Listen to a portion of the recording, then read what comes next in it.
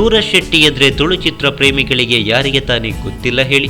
Coastal ವುಡ್ಗೆ super hit ಚಿತ್ರಗಳನ್ನು ನೀಡಿದ star director ಶೆಟ್ರ ಬಗ್ಗೆ ಕೋಸ್ಟಲ್ ಅಂಗಳದಲ್ಲಿ ಸಿಕ್ಕಾಪಟ್ಟೆ ಮಾತುಗಳ ಜೊತೆಗೆ ಭಾರಿ ನಿರೀಕ್ಷೆಗಳೇ ಇವೆ.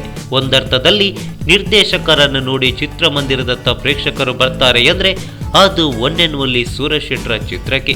ಹೀಗಿರುವಾಗ ಶೆಟ್ರು ಇಂಗ್ಲಿಷ್ ಕಳಿಸೋ ಸುದ್ದಿ ಕೇಳಿ ಬರ್ತಿದ್ದಂತೆ ತುಳುವರು ಒಮ್ಮೆ ಹಬ್ಬವನ್ನೇ ಆಚರಿಸಿದ್ರು.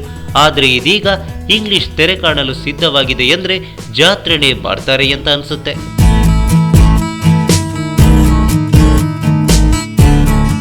ಎಸ್, ಸೂರಜ್ ಶೆಟ್ಟಿ ನಿರ್ದೇಶನದ ಬಹು ನಿರೀಕ್ಷಿತ ಇಂಗ್ಲಿಷ್ ಚಿತ್ರದ ರಿಲೀಸ್ ಡೇಟ್ ಅನೌನ್ಸ್ ಆಗಿದ್ದು ಪ್ರೇಕ್ಷಕರು ಚಿತ್ರಕ್ಕಾಗಿ ಚಾತಕ ಪಕ್ಷಿಯಂತೆ ಕಾಯ್ತಿದ್ದಾರೆ. ಅದ್ದೂರಿ ವೆಚ್ಚದಲ್ಲಿ ನಿರ್ಮಾಣಗೊಂಡ ಇಂಗ್ಲಿಷ್ ಕೋಸ್ಟಲ್ ಅಂಗಳದಲ್ಲೇ ಅತಿ ಹೆಚ್ಚು ಖರ್ಚು ಮಾಡಿರೋ ಚಿತ್ರ ಅನ್ನೋ ಹೆಗ್ಗಳಿಕೆಗೆ ಪಾತ್ರವಾಗಿದೆ. ಶೆಟ್ರ ಸಿನಿಮಾ ಆದ್ಮೇಲೆ ಕ್ವಾಲಿಟಿಯಲ್ಲಿ ಯಾವುದೇ ರಾಜಿ ಇಲ್ಲ. ಅದೇ ರೀತಿ ಇಂಗ್ಲಿಷ್ ಕೂಡ ಅದ್ದೂರಿಯಾಗಿ ಮೂಡಿಬಂದಿದೆ.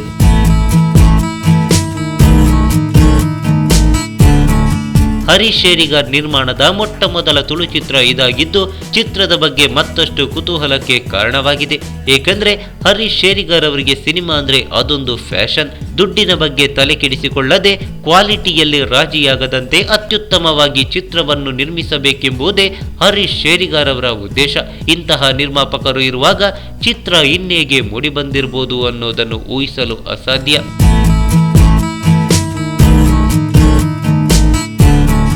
ಅನಂತನಾಗ್ ಅಭಿನಯದ ಮೊಟ್ಟ ಮೊದಲ ತುಳು ಚಿತ್ರ ಅನ್ನೋ ಹೆಗ್ಗಳಿಕೆ ಉಳ್ಳ ಇಂಗ್ಲಿಷ್ ಮೂಲಕ ಮೊಟ್ಟ ಮೊದಲ ಬಾರಿಗೆ Sandalwood star choreographer Bajrangi Mohan coastal ವುಡ್ಗೆ ಎಂಟ್ರಿ ಕೊಟ್ಟಿದ್ದಾರೆ.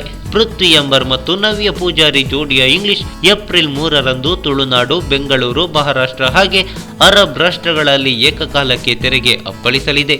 ಈ ಮೂಲಕ ಬಹುದಿನಗಳ ಪ್ರೇಕ್ಷಕರ ಕಾತರಕ್ಕೆ ತೆರೆ ಬೀಳಲಿದೆ.